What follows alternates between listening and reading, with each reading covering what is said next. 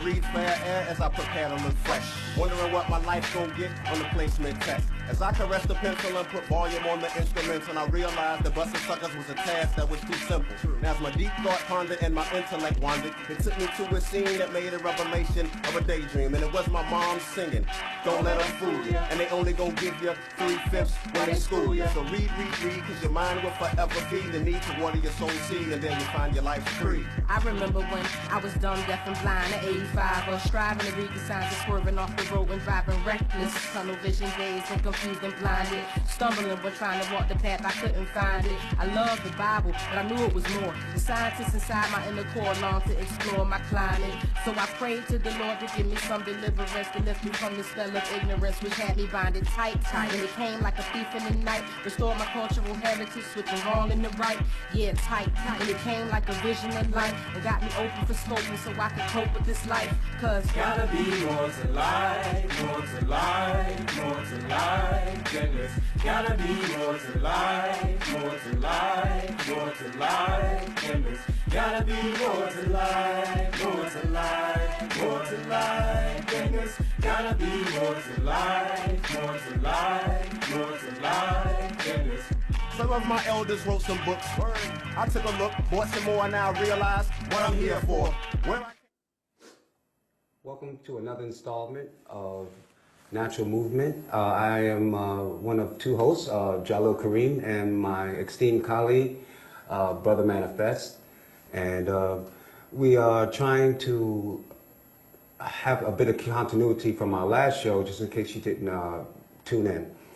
In our last show, we were talking about entrepreneurship and networking and organic cooking and eating. So today we're going to follow up on that, because every week we may start with a question, but we often try to research our points also. So today, I guess what we'll be dealing with today is some of the definitions, some things around the concept of being organic. We'll be talking about food primarily. So I guess just to jump into it, we all kind of getting hype about this whole concept of organic. We talk about foods, we talk about going to the grocery store, going to Whole Foods, going to Trader Joe's, you know, going to Elwood Thompson's and all these different stores, and making sure that we are purchasing the high quality foods. But what exactly is organic? You know, that's the question that we have today. You know, well, that's the thing that we've also have been researching, because we have to legitimize our information ourselves and for everyone else. And part of that is identifying and defining what is organic. Right. And we came up with a lot of things that made things organic, and you know, different definitions. there's a lot of legal jargon for the word organic and its definition. And one of them was 100% organic means that it's organic. And I believe it was the next step between 100%, it was 95%. To back up a little bit. Yeah, go ahead. Organic means that there hasn't been any usage of synthetic chemicals or additives or preservatives in the production of the product or production of whatever the food is that you're trying to purchase.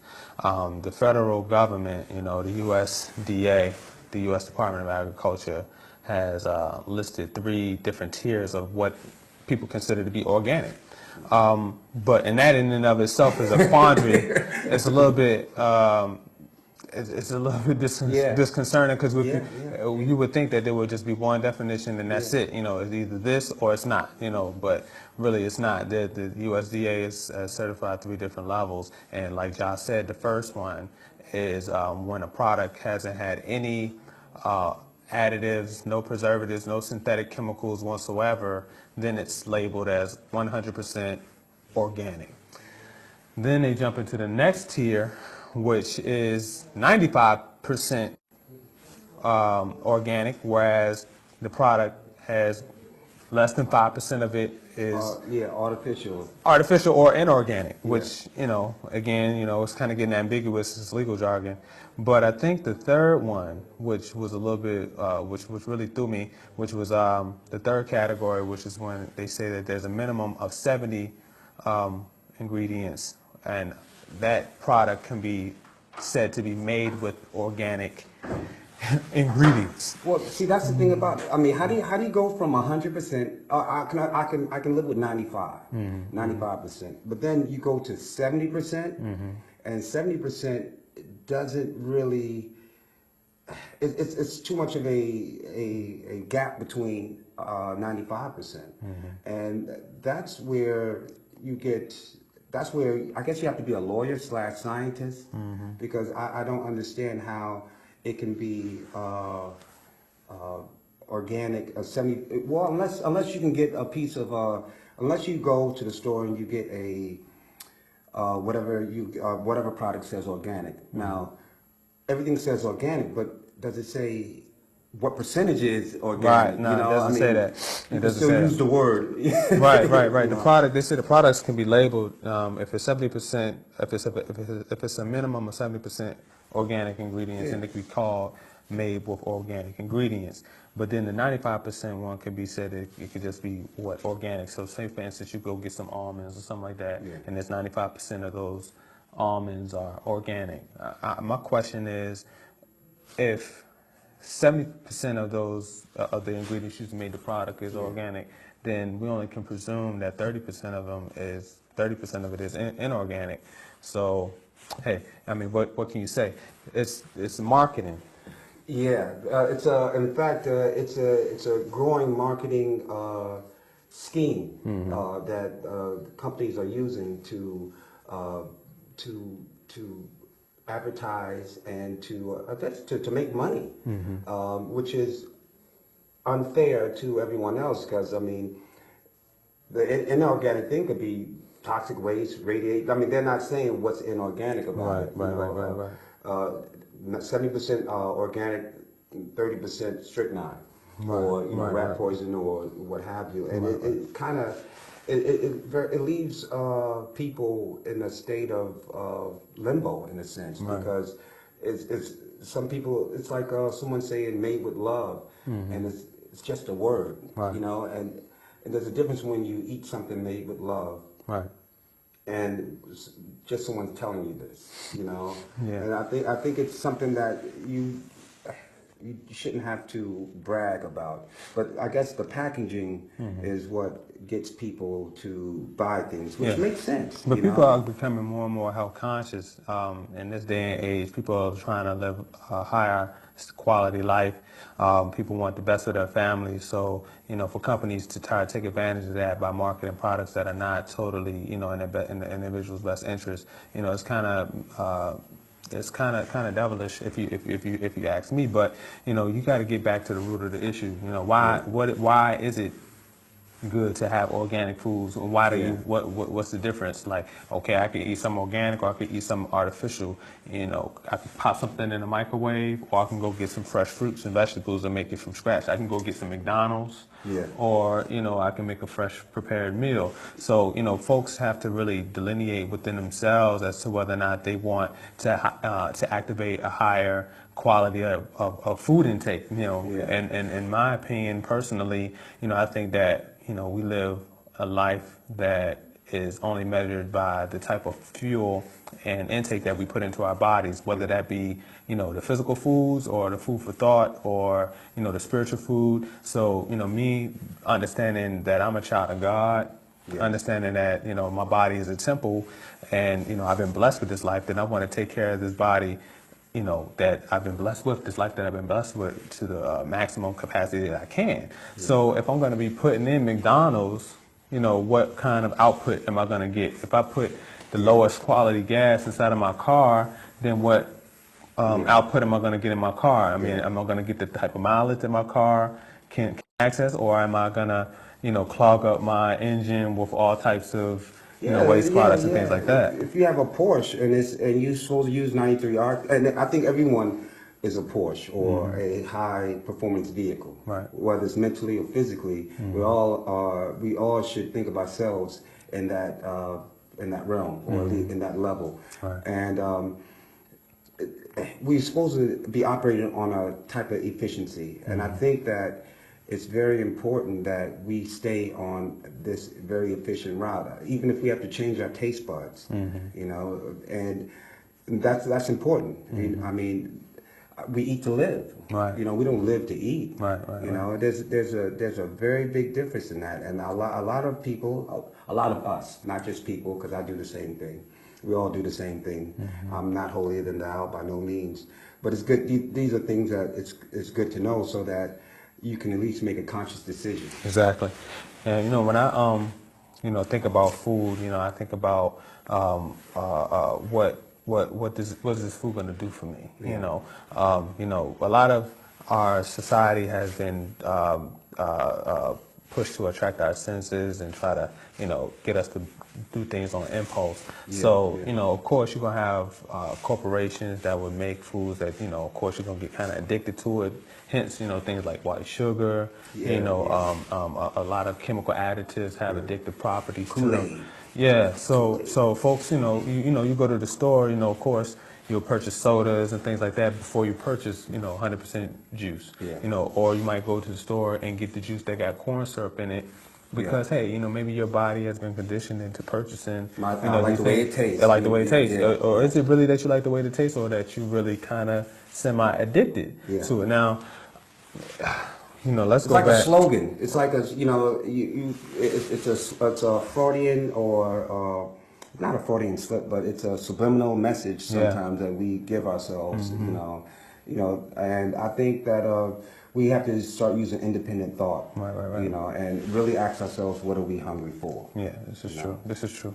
And, you know, as you look at the health disparities in communities such as the African American community, you know, you look at people dying of high blood pressure, diabetes, preventable diseases that are inextricably linked to diet. You know, what kind of foods are you putting into your body? And, you know, organic versus inorganic, you know, I can tell you that the type of households that we live in today, where it's high speed, like, you know, I want to just pop it in the microwave and, you know, I'm gonna walk away from it, and, you know, then we're gonna pop it in my kids and they'll eat it. You know, I'm gonna run to the Burger King and throw it in the throw it on the table. They can eat that. We go get some pizza, you know, that type of stuff. But what happens as a result is that, you know, you have these issues of obesity that affect our community, you know, at a higher rate than others. So, you know, we really have to be aware as to, or at least cognizant as to how we are activating the higher quality of life that we need. And, you know, with healthcare issues running rampant, everybody don't have insurance. So, you know, essentially, you know, if your food, I think the Bible has a statement or some sort of quote that said, "Let your food be your medicine." Yeah. You know, now, if the food, what kind of medicine are you taking? You know, if you eat McDonald's and Whoppers all the time. Now, I think that's, you know, of course, you know, like Josh said, nobody can be holier than thou. Everybody has their vices. But, you know, if you're thinking about the ultimate goal of longevity for yourself, for your family, then it has to be taken into consideration. You know, that's so just to kind of like synopsize that, you know, you want to definitely try to have more fruits and vegetables, more organic foods inside of your diet. You want to be cooking more, and that's one of the things that we'll be doing on the show within the next couple of episodes. You know, we'll be doing some demonstrations on, you know, foods that you can cook, and showing some of the folks that are in the community that are also, you know, preparing foods at a high vibrational rate for your body. Now, you know, when I say high vibrational rate, I'm talking about foods that can help you not be slow, sluggish. You know, you don't never want to eat anything that's going to give you the itis. You remember the Boondocks episode when kids, you know, is eating like, you know, ham biscuits with grease gravy. You know what I'm saying? Grease gravy. And, you know, at the end of the day, after you ate it, you know, kids was nodding off, going to sleep. Now, you know, I know there's some people that's high value food, but that's not mine, because I really look forward to, you know, getting the most out of my day. And if I even going back to entrepreneurship, you can't be eating, ham biscuits and then think that you're going to go into the board meeting and knock it out the park. You got to be at an alert state of mind, and all that type of stuff. Yeah, you know what? And it's about metabolizing. And the more efficient that you eat, the more efficient that you metabolize this food. And I did some research last night. I called you. No, I didn't call, but I was thinking about calling you. I was going to email you. I just got to cure the cancer. Let me email you. I want to call you. Very organic to call somebody. Exactly. Write a letter if you. But anyway, the cost of obesity that I read was $270 billion per year now. That's days off. That's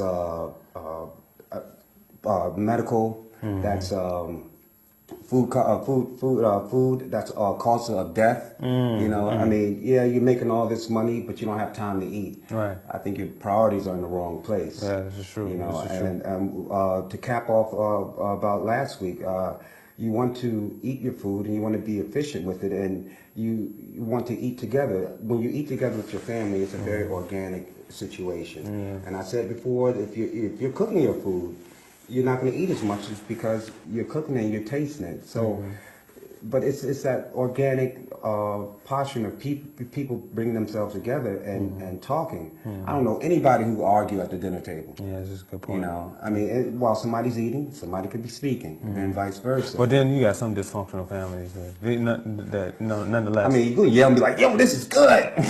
Want to fight?"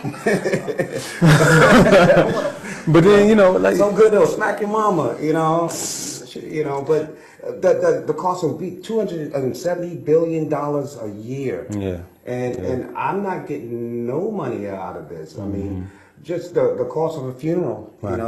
Now let's say a friend of yours died and he was naturally 175 pounds. Right. He died and he was 300 pounds.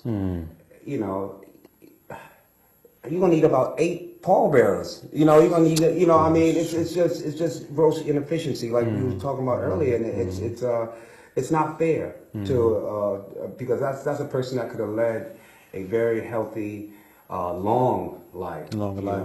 And that's what really. I'm sure Bill Gates would be like, hey, yo, we need to spend $1 million an hour to stay alive. I mean, and then we got to think about also cultural differences, because we live in the continuity of being Africans in America, and a lot of the foods that we consider to be the most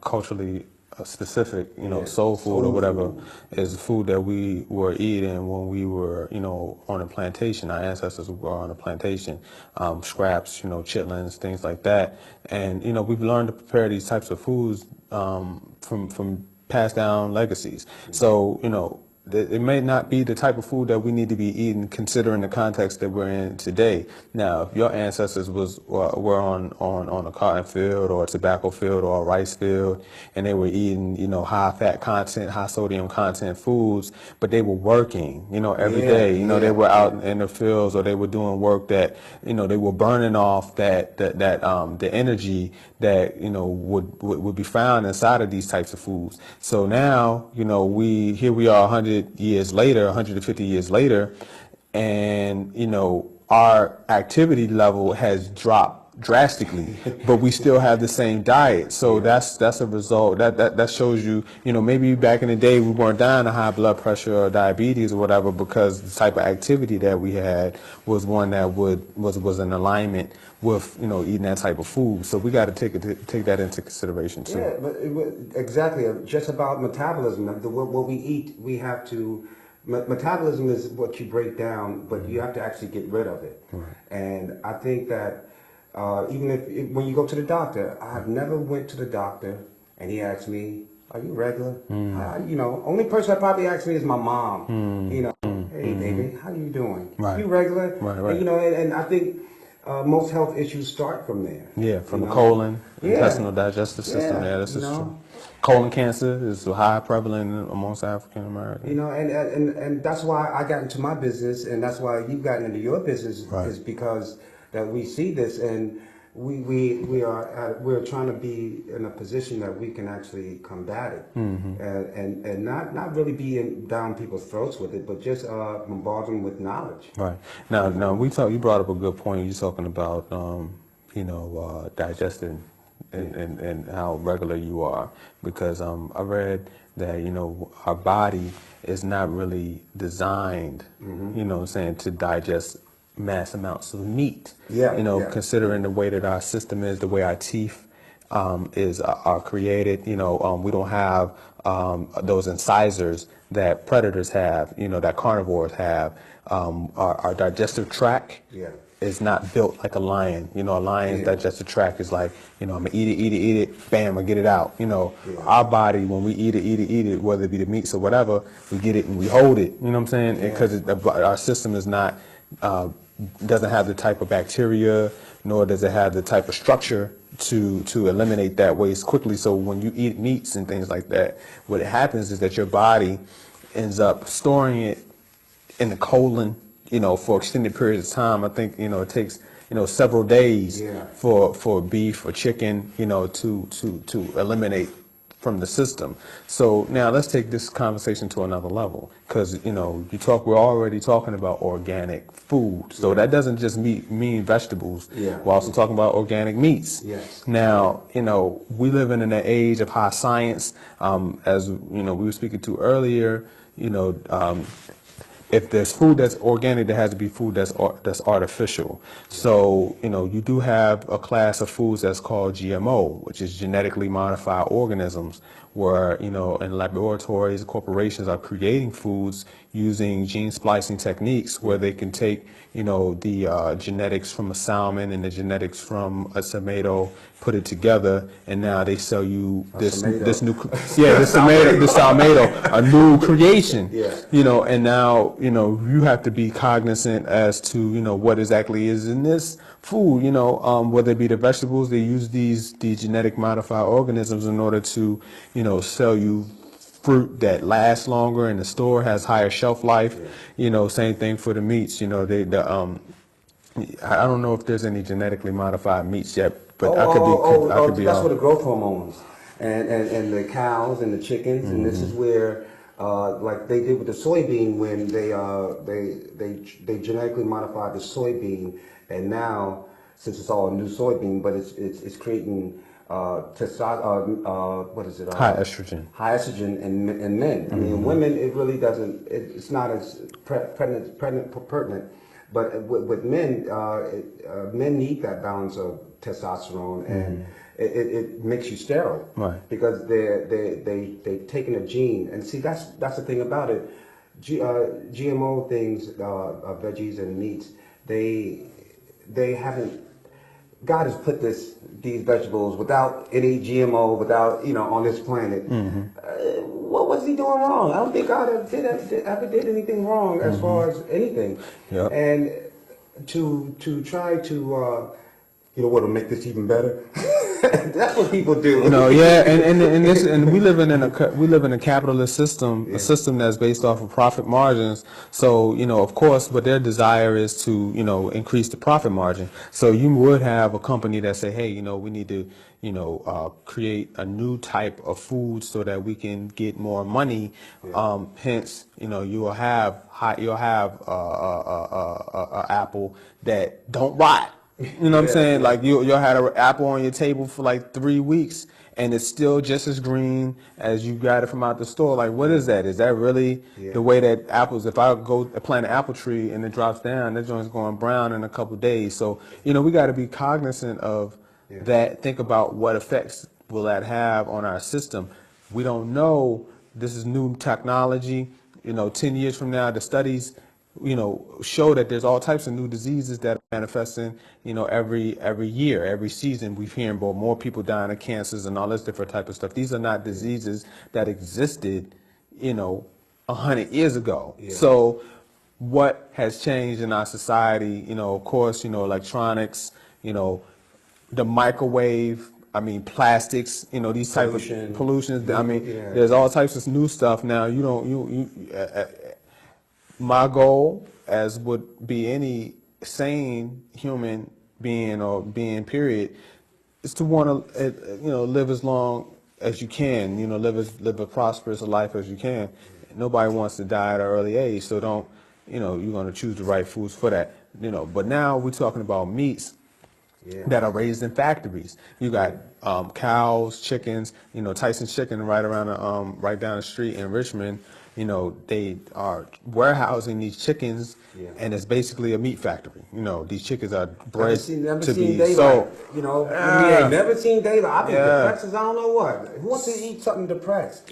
So think about the biochemical reaction that's going on in the chicken when its life is basically, it knows that, hey, I'm being bred to die. We consider, like, our ego considers like animals don't have spirit or animals don't have souls or any type of intelligence whatsoever. But the studies show that the adrenals give off different hormones and chemicals when in a state of induced fear. So, a dog or a cow or whatever type of animal, you scare it, it's going to eject the kind of chemical reaction. Now, we eating the meats from terrified animals, from whether it be beef, whether it be chicken.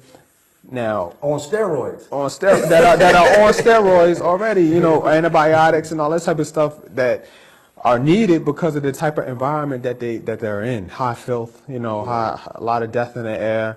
So, these slaughterhouses and things like that are not exactly the type of areas that you want to be able to, you want to purchase meat. If that's what you do, if you're a meat eater, if if you center your meal around the meat that you're gonna cook, you don't really want to have that type of energy in your food. You want to have something that was, halal. And I know that you might want to explain what halal is to people. Halal is it's a Muslim term, and it's when a animal,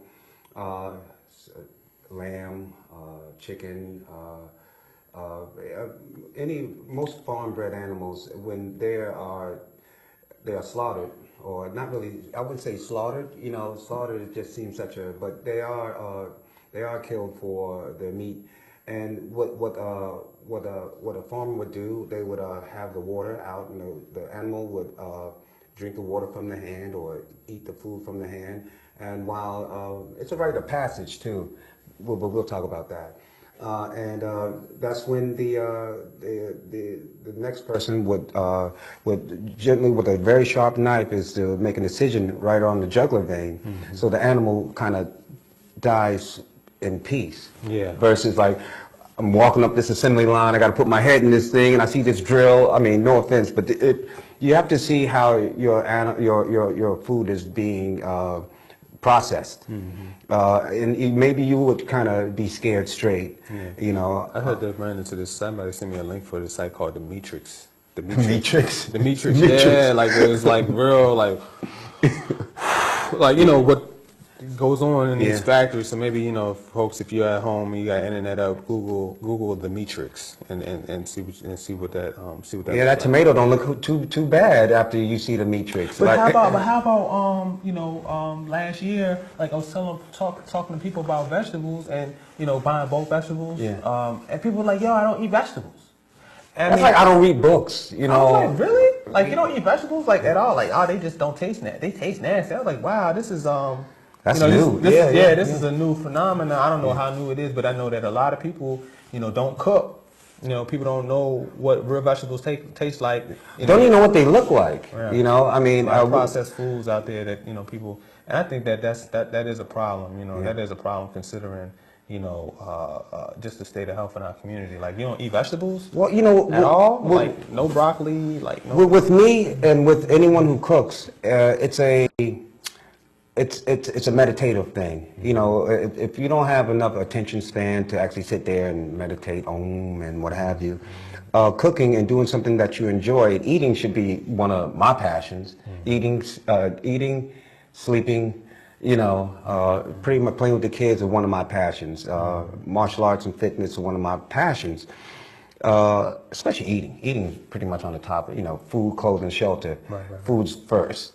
You know, before clothing and shelter. I mean, I'm sure we were back in the day, back in the day. Right. You know, before internet, before electricity. I'm sure. You know, when we didn't clothe ourselves, but we ate.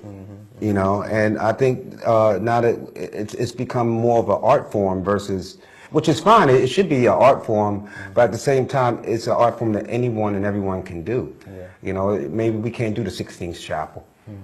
I can cook a mean pot roast, or you know, I could do a mean mashed potato. You know, everybody has, you know, and it's a very meditative process. And now with technology today, it can be actually not as laborious as that process has been back in the day. You know, with you know, and I think that that's one of the things that technology has blessed us with. You know, and I don't mean a microwave. I'm just meaning a food processor. I just mean a juicer. You know, I just mean, you know, anything that shaves time off of your work in the kitchen, especially if you don't have it.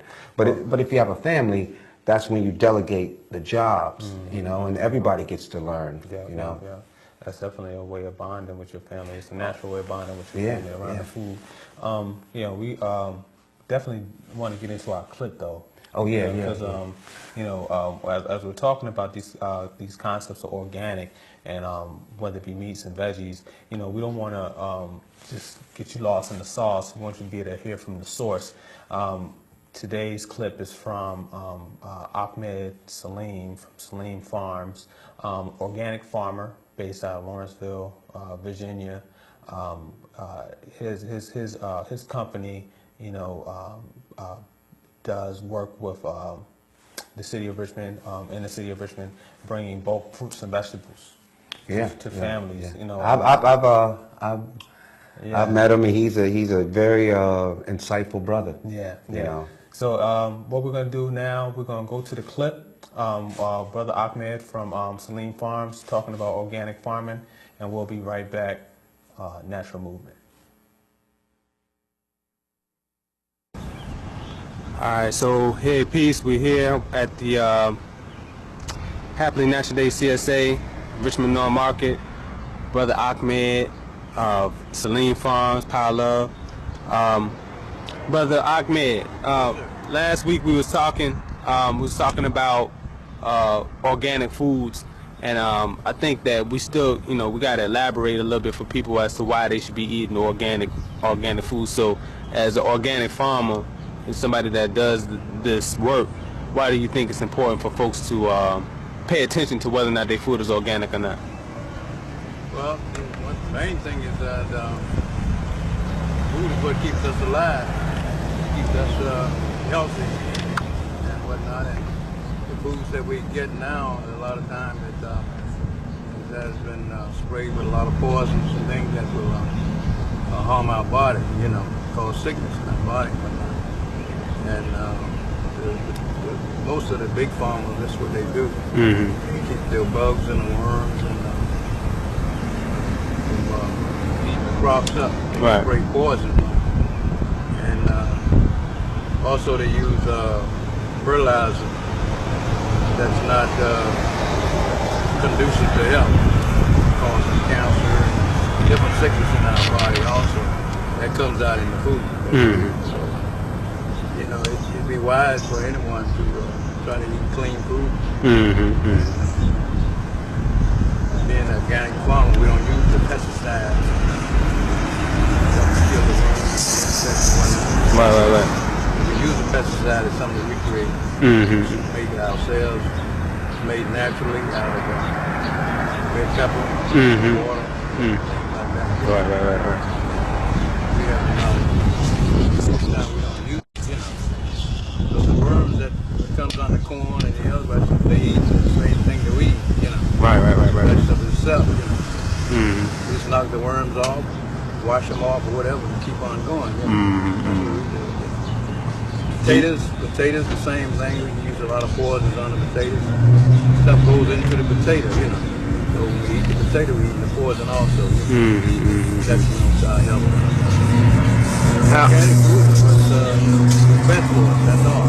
Clean food is best for the body. Right. Do you think that you know, a lot of what we're seeing in terms of like a lot of new diseases and stuff like that could be byproduct? Sure, sure.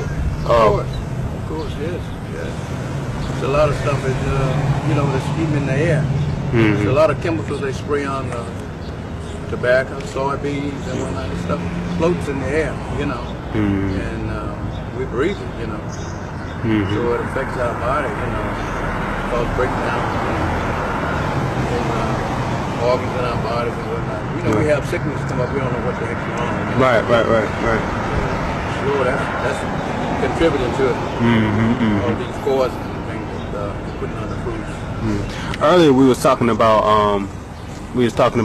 growing, you know, actually farming and growing your own food and stuff like that, and you were talking about how what are some good tips in terms of like farming and growing your own food that people should take heed to. One of the things you were talking about was when you plant. Can you kind of elaborate on that for some of the folks? Well, one of the old, you know, some of them say we can plant anytime. Breathe fair air as I prepare to look fresh.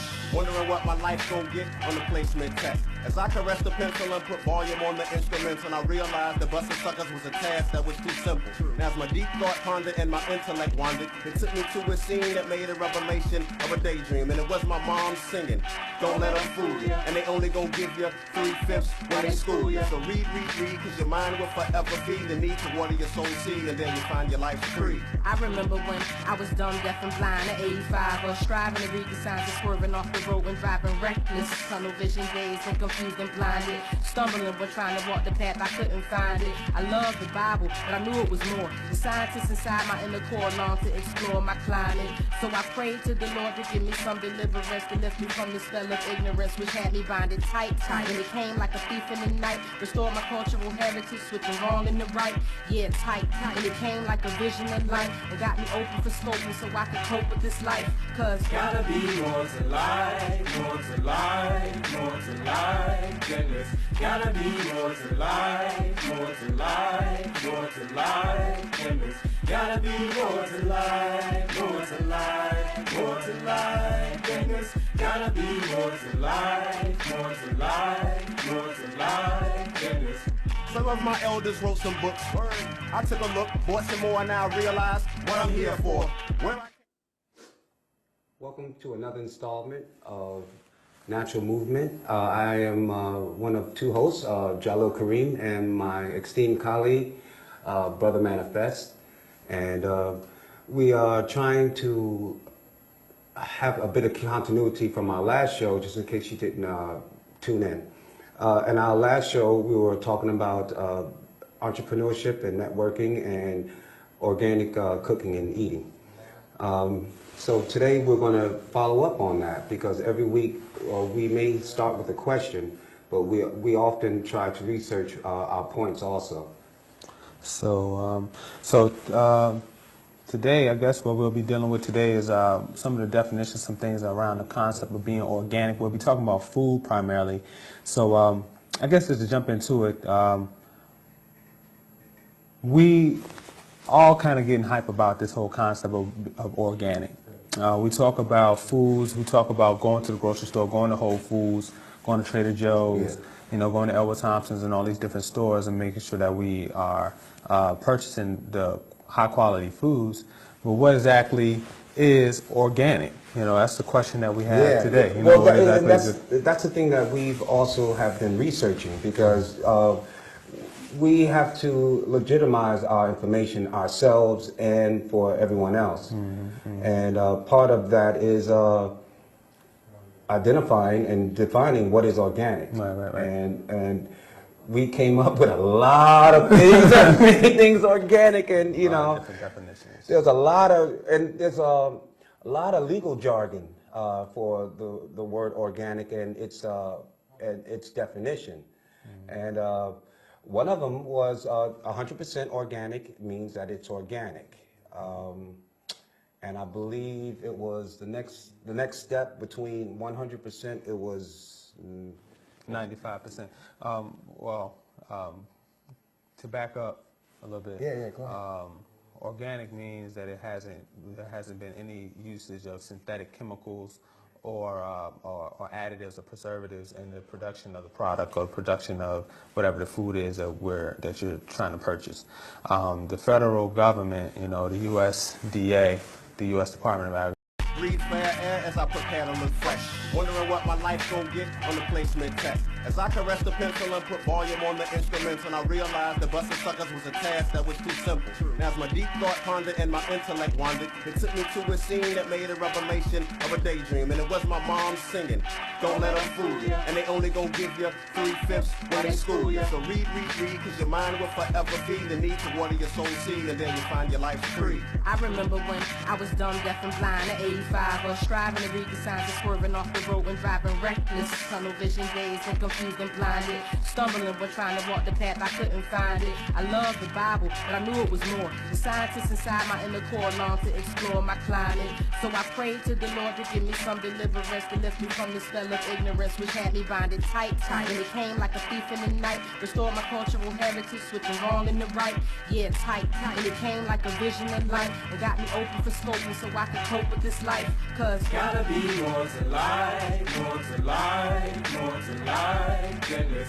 Gotta be more to life, more to life, more to life than this. Gotta be more to life, more to life, more to life than this. Gotta be more to life, more to life, more to life than this.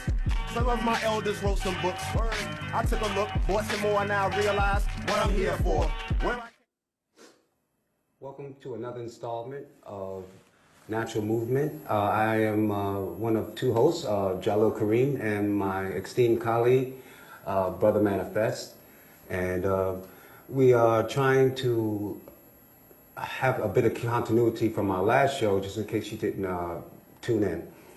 In our last show, we were talking about entrepreneurship and networking and organic cooking and eating. So today we're going to follow up on that, because every week we may start with a question, but we often try to research our points also. So today, I guess what we'll be dealing with today is some of the definitions, some things around the concept of being organic. We'll be talking about food primarily. So I guess just to jump into it, we all kind of getting hype about this whole concept of organic. We talk about foods, we talk about going to the grocery store, going to Whole Foods, going to Trader Joe's, going to Elwood Thompson's and all these different stores and making sure that we are purchasing the high quality foods.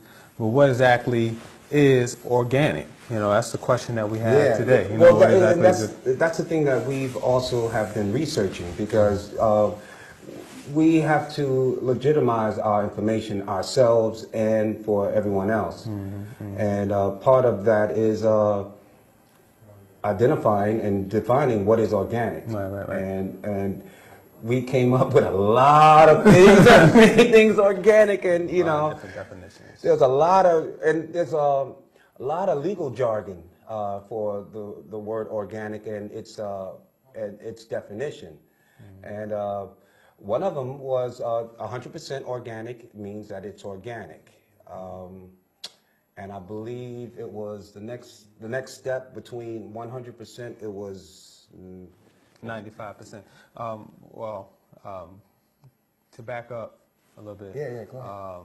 Organic means that there hasn't been any usage of synthetic chemicals or additives or preservatives in the production of the product or production of whatever the food is that you're trying to purchase. The federal government, the USDA, the U.S. Department of Agriculture, has listed 3 different tiers of what people consider to be organic. But that in and of itself is a quandary. It's a little bit disconcerting, because you would think that there would just be one definition and that's it. It's either this or it's not.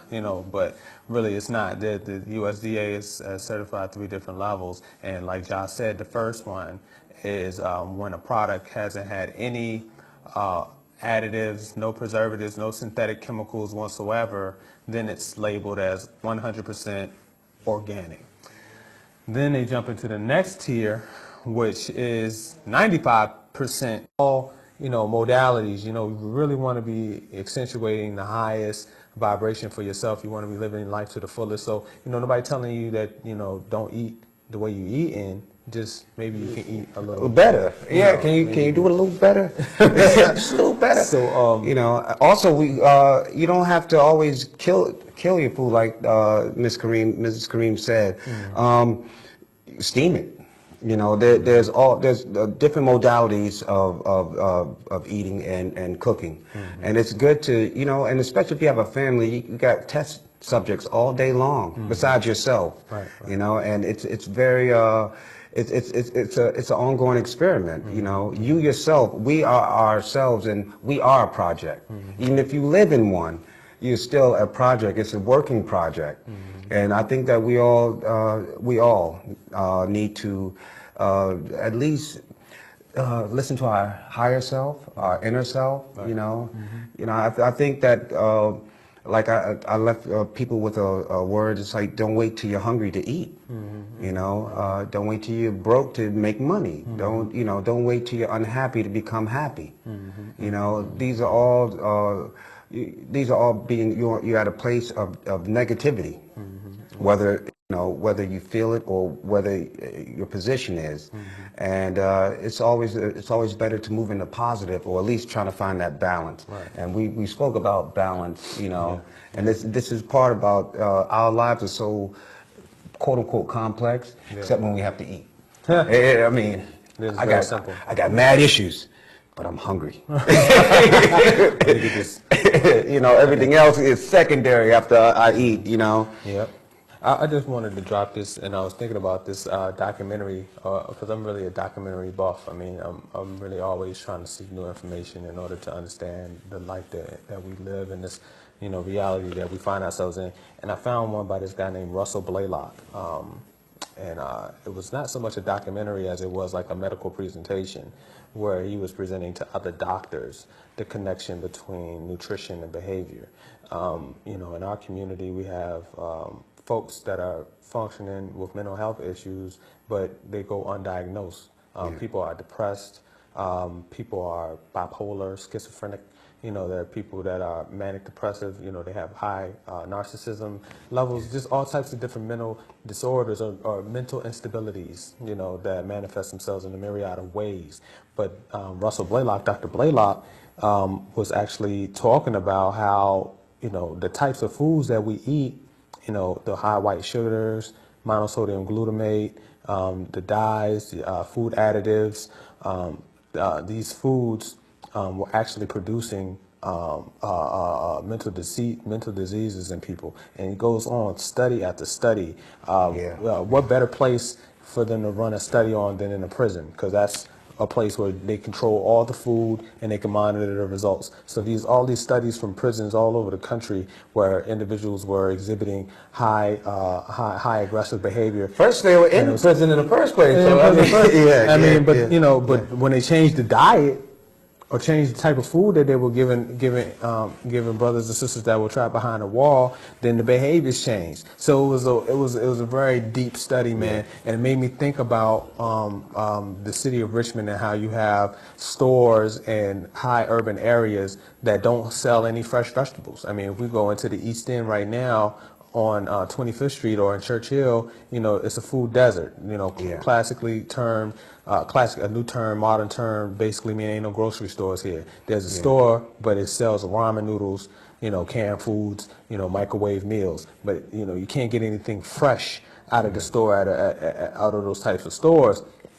But then let's look at that area: high crime, high poverty. There's a lot of dilapidation in that area. So we got to consider how these issues affect our reality. So definitely, if you get a chance, do some research on Russell Blaylock, nutrition and behavior, and find out how your bipolar disorder or your manic depression may be attributable to the type of food that you're eating.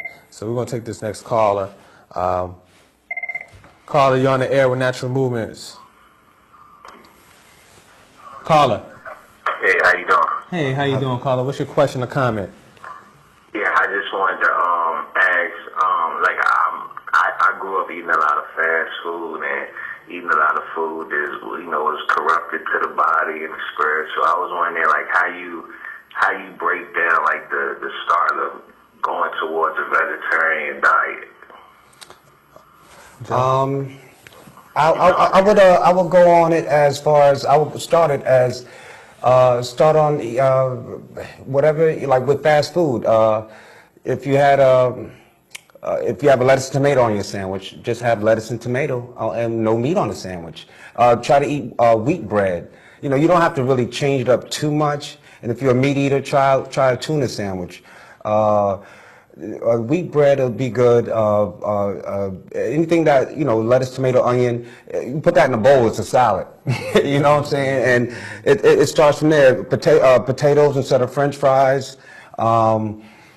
Maybe bake more.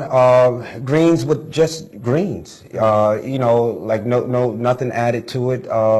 And start like fresh spinach. And you'd be surprised if navy beans. I think that I wouldn't necessarily go with organic per se because it's such a, it's a very ambiguous term. But I would suggest you start with salads and then start with fruit, and see where that goes, and then maybe switch it around. Definitely learn how to cook. I mean, it's when you are the type of person that does a lot of eating out, you spend a lot of money, at restaurants, whether it be fast food or dine in. Definitely invest some time into getting some books on how to cook. Different meals, easy meals. Find a way to educate yourself on how to prepare foods. It's really fun to go to the store with a recipe in hand and get the products that you need for your recipe. And, say for instance, you might have a lady friend and you say, hey, I could take you to Red Lobster for, $20 for the both of us to eat. Or I could take that $20 and we can go to the grocery store and I could find a meal that I can prepare for us. Go to the grocery store, cop that, bring it home, cook it together. This is a mechanism to kind of enhance your skills for cooking, and don't focus in progressing into a vegetarian or a more green diet. I would say focus your meals around your vegetables. Yeah, you don't have to fill up on meat. Yeah, like that's black people. Like I'm eating chicken tonight. Yeah. I'm eating beef tonight. I'm eating breakfast, lunch, and dinner. Bacon, and then I'm gonna have a turkey sandwich, and then I'm gonna have some fried chicken, and that's okay. And try to socialize with people who because if you're not going to get over or you're not going to get better if you hang around a bunch of meat eaters. You have to surround yourself by these people who. You don't have to surround them, but just get in contact with someone, because I'm sure at least 3 or 4 people that maybe even have a dish the vegetarian dish. I mean, all the dishes you can make, you can with meat in it. Just take the meat out. You'd be surprised. Maybe have one meat a day, one serving of meat a day. And you'll find out. I mean, it really balance you out as far as being regular and everything like that. I know that's a taboo subject, but. If it was really good, you gotta turn back and look at it. I think one time we may come and show y'all how to do, some kale salad, some basic basic vegetarian dishes. I mean, people don't even consider like, some of these dishes just be vegetarian, but I mean, the salad is vegetarian. I mean, really, but nobody said that if you're vegetarian, that all you gotta eat is salad. You know what I'm saying? That's a misnomer. I mean, I eat a wide variety of different types of dishes, whether it be East Indian, Asian, African dishes, Latino dishes, Latin dishes, Mexican dishes, whatever you want to call them. Food that doesn't have any meat in it. So and it's dope. I mean, I consider myself to be healthy. I mean, I don't get sick. And I can definitely testify that once I stop eating meats, what I'm saying, at a high rate, man, my immune system, boosted, magnitude. People walk around, man, I got the sniffles. I'm like, I don't know the sniffles. I don't do the sniffles. So, we almost out of time. So I guess call up. We got 1 minute. We have 1 minute. We have to do. We got 3 minutes. We have 3 minutes. So okay. We have a couple of Couple of shout outs. Shout outs to do. I'd like to give a shout out to my friend, Richard, who's a masseuse and a very good DJ also. My friend Malik Shabazz, Mustafa Shabazz, Places to Go, Things to Do, Places to Go. And you can call or get me on Facebook, 804-986-7709. If you want to sponsor or you have a product that you might that would enhance this show, please don't hesitate to. If you need a seminar on natural movement, we'll be happy to show up for that. Yeah. And big shout out to Blacktastic Snacks, my sister Maya Free, who will be with us, next in the next show or two. We're gonna be doing a feature with her. She's a organic Afro-vegan chef. She's gonna be showing you how to cook soul food from a healthy green perspective. So we definitely gonna be looking forward to having some local chefery from Maya Free on deck. Blacktastic Snacks. I know she. Is chefery a word? Chefery is my word. I coined that term, chefery. So yeah, get Chefery. Chefery. So we look forward to y'all tuning in to some of those segments as well. I'm thankful for everybody that tuned in. Ja? Happily.naturalday.com. You can get a lot of good books about diet and nutrition and cooking at HappilyNaturalDay.com. That's HappilyNaturalDay.com, and we are on our way out. Peace. Thank y'all for tuning in. We'll be here next week, 7:30 Thursdays. Natural Movement. Linda Karim, Living Holistically. Thank you for your input also. Ahmed, Celine. See y'all next week, man. Next week. Y'all make sure y'all tune in. We see y'all later. Thank you, Coach.